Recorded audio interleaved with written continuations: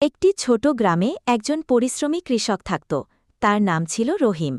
সে প্রতিদিন ভোরে উঠে মাঠে যেত, জমিতে কাজ করত আর আল্লাহর ওপর ভরসা। রহিমের একটি ছেলে ছিল, নাম করিম। করিম ছিল খুব অলস। সে সারাদিন ঘুমাত, বন্ধুদের সাথে ঘুরে বেড়াত আর বাবার কাজকে তুচ্ছ ভাবত।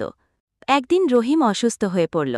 তখন সে করিমকে ডেকে বলল, বাবা, বাবা, আমি আর মাঠে যেতে পারছি না, তুমি একটু জমির কাজ দেখো।